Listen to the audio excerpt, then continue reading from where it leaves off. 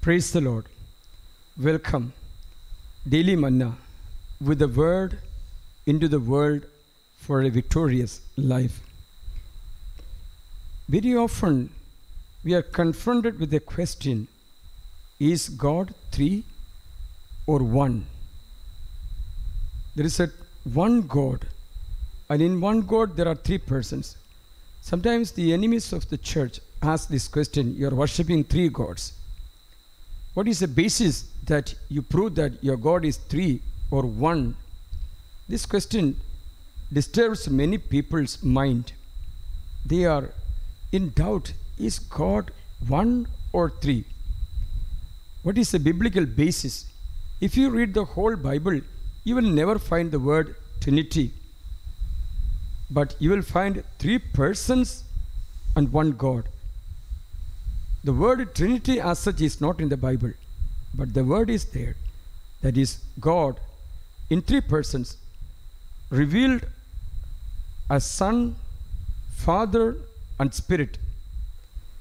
This is very much in the Bible we can read. Let me give you some reference. The first book of Bible, Genesis chapter 1, verse 1 and 2. Shall I read? In the beginning, God created heaven and earth. Now the earth was formless, void. There was darkness over the deep, with a divine wind sweeping over the waters. Here, the three persons come. For example, the first word, in the beginning, that is Alpha. If you read Revelation chapter 1, verse 8, in the beginning, Alpha is mentioned. So, in the beginning means Jesus Christ. Jesus said, I am the Alpha and the Omega. Revelation chapter 1, verse 8, I am the Alpha and the Omega. So, we see that in the beginning means Jesus Christ. Now we see God created heaven and earth. We see God, we call him God the Father. And we read in the second sentence, with the divine wind sweeping over the waters. Divine wind, Ruha, that is the Holy Spirit. So Genesis chapter 1 verse 1 is beginning with Jesus, God, Spirit. So there are three persons in one God. And we go to Genesis chapter 18. We read, God appeared to Abraham. Verse 1 and 2. Yahweh appeared to him at the oak of Mamre while he was sitting by the entrance of the tent during the hottest part of the day. He looked up. There he saw three men standing. You see, first sentence, Yahweh appeared to Abraham at the oak of Mamre. The second sentence, the same sentence we read, three men standing near him. See the three persons and one God. And they were talking. Abraham said, my Lord, he said, if I find favor with you, please do not pass your servant by. Let me have a little water brought, and you can wash your feet and have a rest under the tree. Let me fetch a little bread, and you can refresh yourself before going further. They permitted. Abraham went and prepared. And verse 9 says, where is your wife Sarah? They asked him, means plural, and in the tent. She is in the tent. He replied. Then his guest said, singular.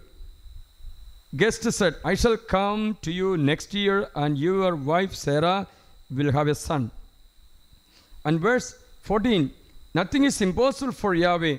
I shall come, singular person, to you at the same time next year. Sarah will have a son. So we see the three persons, but one God speaking. Verse 16, from there men set out and arrived with the sight of Sodom and with Abraham accompanying them to spend them on their way. Now Yahweh had wondered, shall I conceal from Abraham what I am going to do? Now, one person speaking, Yahweh speaking. And then God revealed the revelation to Abraham, what will happen. And then, now, verse 22, while the men left there and went to Sodom, Yahweh remained in Abraham's presence. So the other two left, one remains. So we can understand that God is three persons in one God. And Jesus himself revealed God the Father. He claimed himself Son of God, Son of Man. And he said, I will send the Paraclete from the Father and from me. So we read these three. So this is an answer to many people's question, whether your God is one or three. We believe in one God, the Father Almighty, Creator of heaven and earth, and in Jesus Christ, His only Son, and the Holy Spirit. So this idea, this concept will save you from many tremendous traps of Satan.